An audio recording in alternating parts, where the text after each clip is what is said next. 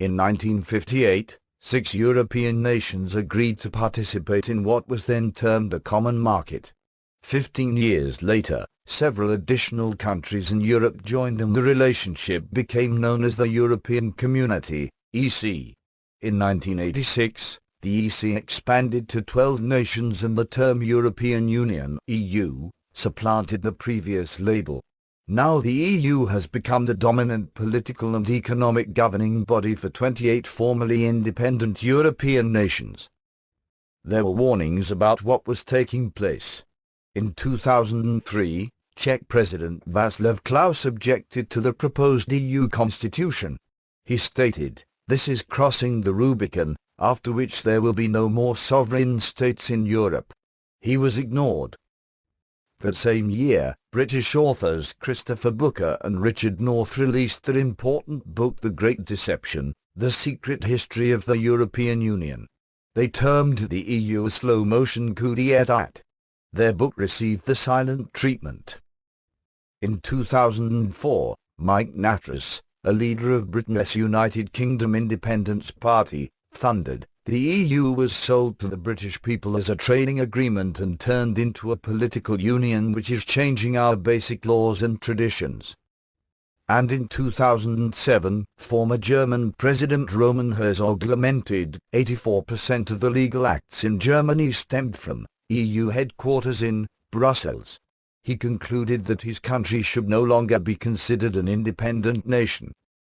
In 2000, Mikhail Gorbachev, the former ruler of the USSR, had raised a different type of red flag. While in Britain, he described the EU as the new European Soviet. Few took that revealing remark seriously. It is now 2015. Led by President Obama, the United States has agreed to link arms in a trade agreement with 11 Pacific Rim nations.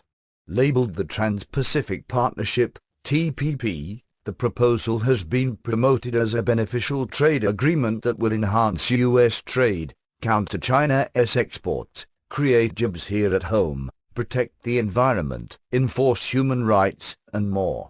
But a close examination of what is known about this pact, no copies have been made available, other than what has leaked out, reveals that it is far more than a mere trade pact.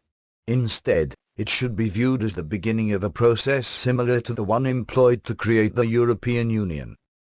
Negotiations leading to completion of this pact have been conducted in secrecy, even to the point of refusing to provide members of Congress with copies.